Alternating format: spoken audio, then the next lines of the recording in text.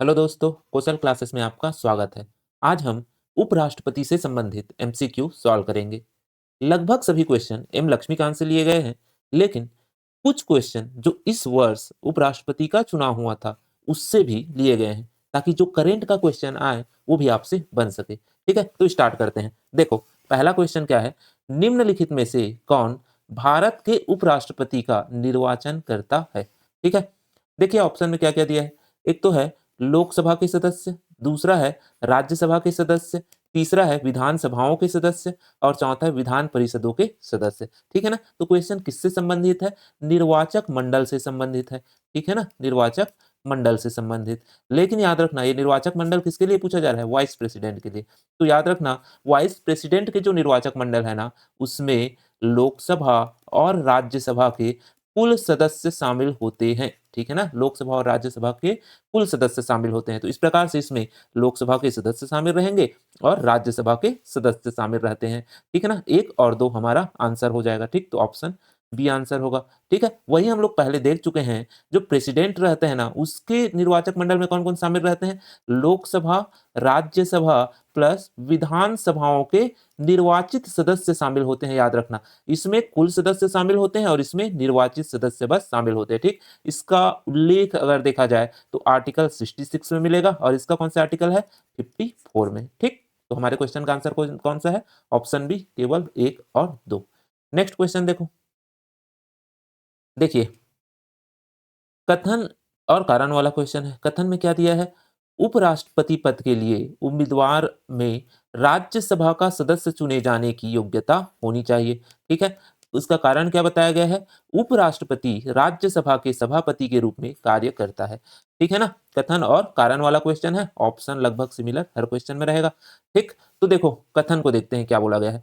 उपराष्ट्रपति पद के लिए उम्मीदवार में राज्यसभा का सदस्य चुने जाने की योग्यता होनी चाहिए। ठीक है, तो ये बिल्कुल करेक्ट है। याद रखना, जो आपका हमारे संविधान का आर्टिकल 66 है ना, इसमें बताया गया है राष्ट्रपति पद के लिए योग्यता, जिसमें पहला तो क्या होता है? भारत का नागरिक हो। ठीक है ना? भारत का नागरिक हो। दूसरा, 35 वर्ष की आयु पूर्ण कर चुका हो और थर्ड है राज्यसभा के सदस्य बनने योग्य हो। ठीक है ना? ये 3 और इसके अलावा कोई लाभ के पद पर ना हो। ठीक है? ना हो लाभ के पद पे। ये 4 योग्यता बताई गई है उपराष्ट्रपति के लिए।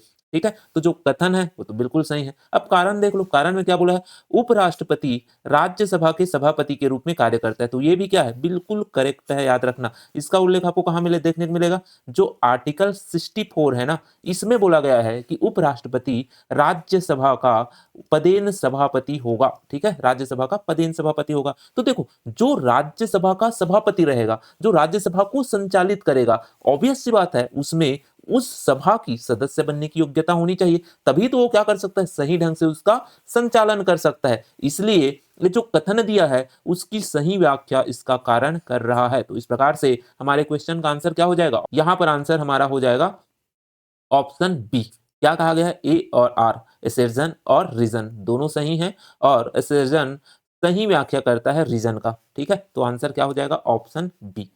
उसके बाद देखो थर्ड क्वेश्चन।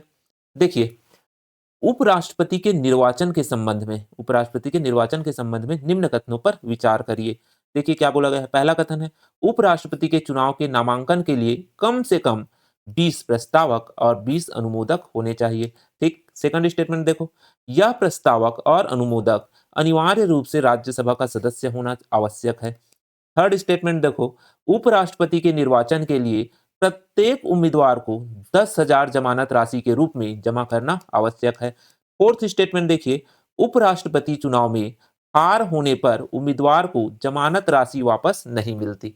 ठीक है ना? ये 4 स्टेटमेंट दिया है। देखते हैं कौन कौन सा स्टेटमेंट सही है। ठीक, तो देखो जो पहला स्टेटमेंट है उसमें बोला गया है उपराष्ट्रपति चुनाव के लिए नामांकन के लिए कम से कम 20 प्रस्तावक और 20 अनुमोदक होने चाहिए। तो ये बिल्कुल करेक्ट है, याद रखना। ये किसके माध्यम से दिया गया है? जो एक अधिनियम है, याद रखना। जो राष्ट्रपति और उपराष्ट्रपति का निर्वाचन होता है ना, राष्ट्रपति का निर्वाचन होता है, प्रक्रिया किसमें बताया गया है? आर्टिकल 55 में। वही उपराष्ट्रपति का बताया गया है 66 में। ठीक है, ये वाइस प्रेसिडेंट का है, ये प्रेसिडेंट का है। इसके अलावा एक और अधिनियम है, ठीक है, president and vice president election act 1950 two, ठीक है, राष्ट्रपति और उपराष्ट्रपति निर्वाचन अधिनियम 1952, इसके माध्यम से क्या होता है, ये तीनों के माध्यम से राष्ट्रपति उपराष्ट्रपति का निर्वाचन होता है। तो इस अधिनियम में ना बोला गया है कि 20 प्रस्तावक और 20 अनुमोदक आवश्यक है। याद रखना, शुरुआत में इतना नहीं था, ये कब हुआ था, 1997 में यह अधिनियम में संशोधन करके 20 प्रस्तावक और 20 अनुमोदक का प्रावधान किया गया है। राष्ट्रपति के लिए कितने प्रस्तावक और कितने अनुमोदक चाहिए रहता है, आप कमेंट करके बताइए।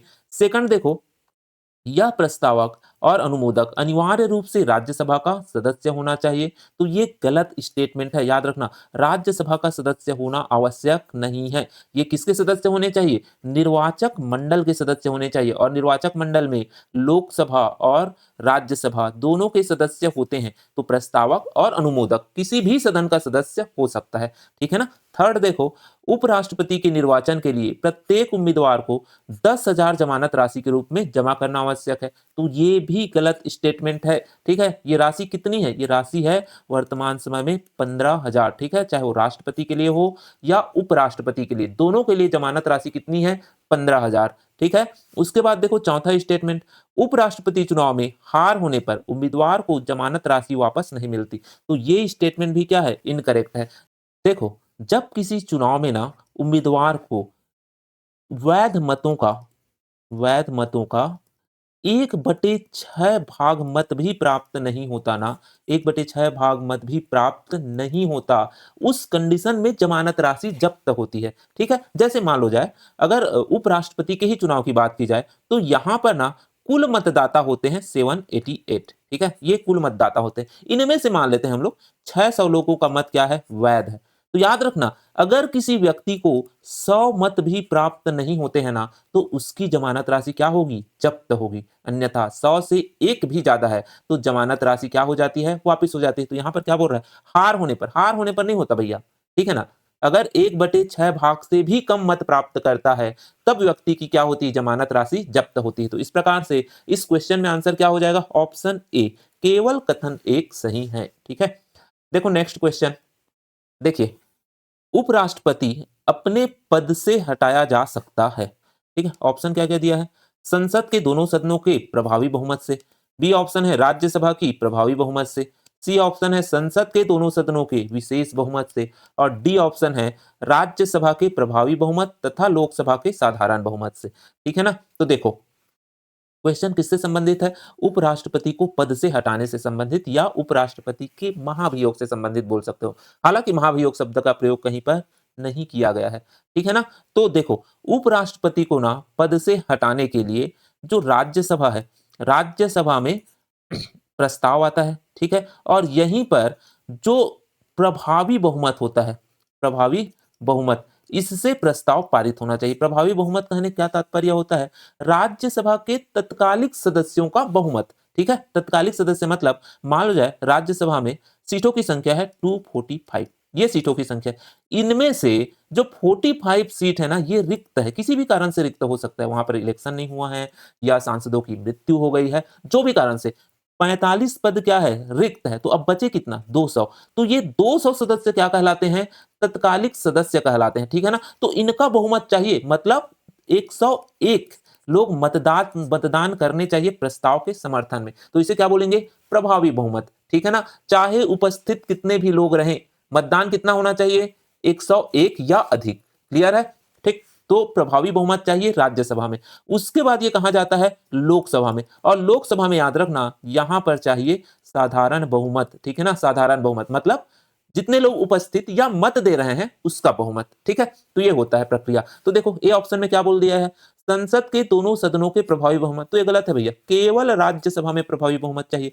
राज्यसभा की प्रभावी बहुमत, तो ये भी गलत है, लोकसभा में भी बहुमत चाहिए।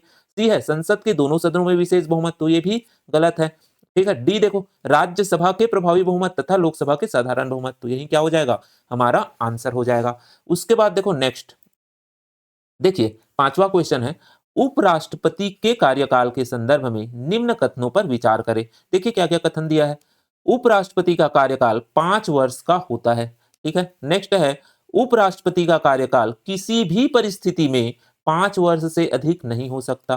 थर्ड है, उपराष्ट्रपति के कार्यकाल की गणना निर्वाचन की तारीख से होती है, ठीक है। देखो क्या क्या सही है, तो ये किससे संबंधित क्वेश्चन है? कार्यकाल से संबंधित। इसका उल्लेख संविधान के कौन से आर्टिकल में है पूछ दिया जाए तो याद रखना ये है आपका 67, ठीक है ना? 67 में कार्यकाल का वर्णन किया गया है। तो पहला स्टेटमेंट है उपराष्ट्रपति का कार्यकाल 5 वर्ष का होता है, बिल्कुल करेक्ट है, 5 वर्ष का कार्यकाल होता है, ठीक है? सेकंड है उपराष्ट्रपति का कार्यकाल किसी भी परिस्थिति में 5 वर्ष से अधिक नहीं हो सकता। तो ये गलत स्टेटमेंट है, इनकरेक्ट है ये। क्यों? तो देखो उपराष्ट्रपति के चुनाव के संदर्भ में कहा गया है कि कार्यकाल पूर्ण होने से पहले इसका निर्वाचन कराना आवश्यक है, ठीक है ना? 5 वर्ष का कार्यकाल समाप्त होने से पहले नए उपराष्ट्रपति का निर्वाचन आवश्यक होता है। लेकिन मान लो जाए किसी कारणवश निर्वाचन नहीं हो पाता, तो ऐसे में जो पुराना उपराष्ट्रपति है ना, वो अपने 5 वर्ष के कार्यकाल के समाप्ति के बाद भी उपराष्ट्रपति के पद पर बना रहेगा, ठीक है? तो उसका कार्यकाल 5 वर्ष से अधिक इस कंडीशन में हो सकता है, ठीक है? तो इसलिए स्टेटमेंट क्या है? इनकरेक्ट है। थर्ड देखो, उपराष्ट्रपति के कार्यकाल की गणना निर्वाचन की तारीख से होती है, तो ये भी गलत है। गणना कब से होती है? जब से वो पद ग्रहण करता है उस तारीख से, ठीक है ना? जब वो शपथ लेता है उस तारीख से उसके कार्यकाल की गणना होती है, ठीक है? तो इस प्रकार से केवल कथन एक सही है, ऑप्शन बी हमारा क्या हो जाएगा? आंसर हो जाएगा, ठीक? देखो नेक्स्ट क्वेश्चन, उपराष्ट्रपति के पद रिक्ति के संदर्भ में निम्न कथनों पर विचार करिए, ठीक है? किससे संबंधित है? पद रिक्ति से संबंधित। देखो क्या-क्या है? उपराष्ट्रपति के मृत्यु या त्यागपत्र के कारण पद रिक्त होता है तो 6 माह के भीतर नए उपराष्ट्रपति का निर्वाचन आवश्यक है, ठीक है? सेकंड देख लो, इस प्रकार निर्वाचित उपराष्ट्रपति का कार्यकाल शेष अवधि के लिए होता है, ठीक है? देखते हैं कौन-कौन सा सही है। क्या है क्वेश्चन किससे संबंधित है? पद रिक्ति से संबंधित। इससे संबंधित आपका अगर आर्टिकल देखना है तो ये है 68, ठीक है ना? अनुच्छेद 68 में इसका उल्लेख आपको देखने को मिलेगा, ठीक? देखो पहला स्टेटमेंट क्या बोला है? उपराष्ट्रपति की मृत्यु या त्यागपत्र के कारण पद रिक्त होता है तो 6 माह के भीतर नए उपराष्ट्रपति का निर्वाचन आवश्यक है। ये इनकरेक्ट है, याद रखना। 6 माह का ऐसा कोई भी समय सीमा निर्धारित नहीं है। आर्टिकल 68 में लिखा है यथाशीघ्र, यथाशीघ्र क्या कराना है? निर्वाचन कराना है। कोई समय सीमा निर्धारित नहीं की गई है। इसलिए ये वाला स्टेटमेंट क्या होगा? गलत है। ध्यान रखना जब हम राष्ट्रपति की बात करते हैं ना, प्रेसिडेंट की बात करते हैं, तो उसके लिए 6 माह की समय सीमा निर्धारित है। उपराष्ट्रपति के लिए ऐसी कोई समय सीमा निर्धारित नहीं है, ठीक?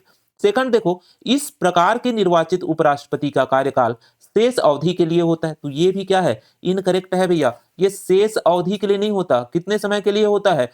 पूरे 5 वर्ष का कार्यकाल होता है, ठीक है? जैसे हाल ही में हुआ है देखो, वर्तमान में घटना हुआ है। पहले जगदीप धनखड़ उपराष्ट्रपति थे, उन्होंने क्या किया? अपना त्यागपत्र दे दिया, पद से त्यागपत्र दिया है, ठीक है? जबकि उसका कार्यकाल कब तक था? 2027 तक। इसीलिए क्या हुआ इस बार? निर्वाचन हुआ और सीपी राधाकृष्णन क्या बने? नए उपराष्ट्रपति बन गए। तो इसका कार्यकाल पूछे ना, तो इसका कार्यकाल अब 5 वर्ष का होगा, ना कि 2027 तक रहेगा, ठीक है ना? तो इसलिए ये वाला स्टेटमेंट भी क्या है? सेकंड स्टेटमेंट गलत है, ठीक? तो हमारा आंसर क्या हो जाएगा? ऑप्शन बी, कथन 1 और 2 दोनों गलत है, ठीक है? देखो नेक्स्ट क्वेश्चन, उपराष्ट्रपति चुनाव 2025 के संदर्भ में निम्न कथनों पर विचार करें, ठीक है? देखिए पहला क्या है? निर्वाचन के लिए निर्धारित तिथि 9 सितंबर 2025 थी, ठीक है? सेकंड देखो, मतदान के लिए 781 मतदाता पात्र थे, ठीक? थर्ड देखो, मतदान के लिए लोकसभा एवं राज्यसभा के केवल निर्वाचित सदस्य पात्र थे, ठीक है? क्वेश्चन किससे संबंधित है? उपराष्ट्रपति चुनाव 2025 से। इस साल जो चुनाव हुए हैं उपराष्ट्रपति का, उससे संबंधित क्वेश्चन है, ठीक? पहला स्टेटमेंट दिया है निर्वाचन के लिए निर्धारित तिथि 9 सितंबर 2025, बिल्कुल करेक्ट है, ठीक है ना? इसी दिन निर्वाचन होना है और इसी दिन मतगणना होनी थी, ठीक है ना? उसी दिन रिजल्ट आ गया था, क्लियर? उसके बाद देखो सेकंड, मतदान के लिए 781 मतदाता पात्र थे, ये भी बिल्कुल करेक्ट है। याद रखना, मतदान के लिए लोकसभा और राज्यसभा दोनों के सदस्य पात्र थे, तो लोकसभा में कितने सदस्य होते हैं? कुल सदस्य कितने होते हैं? तो ये होते हैं 543 और यहाँ पर कितने होते हैं? 245।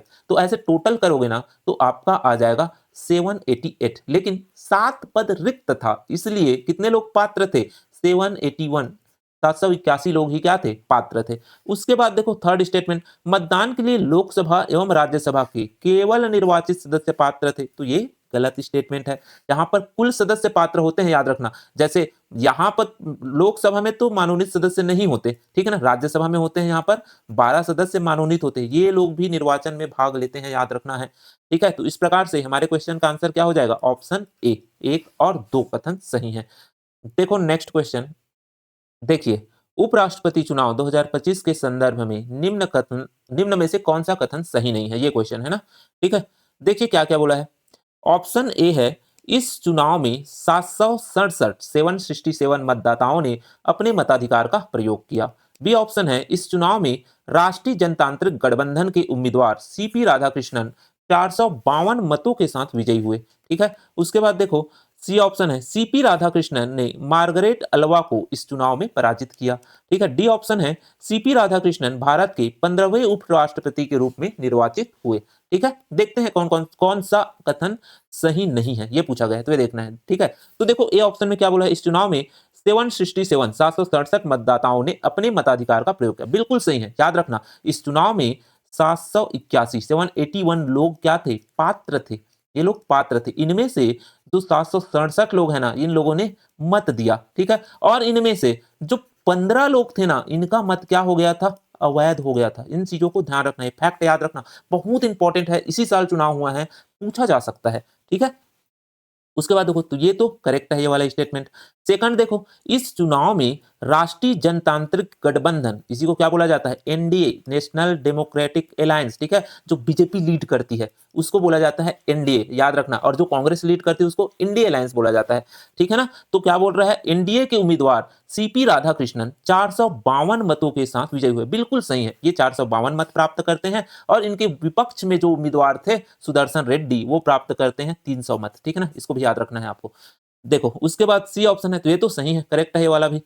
सी देखो, सीपी राधाकृष्णन ने मार्गरेट अल्वा को इस चुनाव में पराजित किया, तो ये गलत स्टेटमेंट है और यही हमारा क्या हो जाएगा? आंसर, क्योंकि पूछा क्या है, कौन सा कथन सही नहीं है, तो यही सही नहीं है। मार्गरेट अल्वा, याद रखना, ये अभी उपराष्ट्रपति का उम्मीदवार नहीं था। ये जब ना पूर्व उपराष्ट्रपति जगदीप धनखड़ धनखड़ जब चुनाव लड़ रहे थे, तो इसके विपक्ष में थे अल्वा। ठीक है ना? अभी सीपी राधाकृष्णन के विपक्ष में कौन था? तो उसके विपक्ष में थे सुदर्शन रेड्डी। ठीक है ना? सुदर्शन रेड्डी थे विपक्ष में। उसको कितना मत प्राप्त हुआ? 300 मत प्राप्त हुआ है, ध्यान रखना है। ठीक है?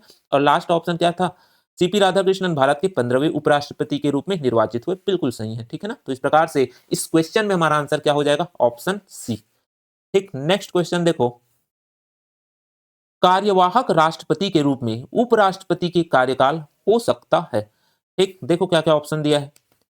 राष्ट्रपति कार्यकाल की शेष अवधि तक। ठीक है? बी ऑप्शन है, किसी भी परिस्थिति में अधिकतम 6 माह तक। सी ऑप्शन देखो, न्यूनतम 6 माह तक। डी ऑप्शन है, राष्ट्रपति के पद रिक्ति की स्थिति में अधिकतम 6 माह तक। ठीक है ना? तो देखने में तो बहुत आसान लग रहा है थोड़ा सा कॉम्प्लिकेटेड। ठीक है? क्वेश्चन सॉल्व करने से पहले, अगर आपको मेरे द्वारा बनाया गया वीडियो सही लग रहा है, हमारा प्रयास सही लग रहा है, तो प्लीज यार वीडियो को जितना हो सके लाइक करिए, कमेंट करिए, कोई डाउट है तो कमेंट करके पूछिए, और जहां तक हो सके शेयर करिए। जितना ज्यादा व्यू रहता है, जितना ज्यादा शेयर होता है, लाइक होता है, उतना हम लोग मोटिवेटेड फील करते हैं। ठीक है? तो आगे बढ़ते हैं। देखो, कार्यवाहक राष्ट्रपति के रूप में उपराष्ट्रपति के कार्यकाल हो सकता है, मतलब उसका अधिकतम कार्यकाल क्या हो सकता है, ये पूछा जा रहा है।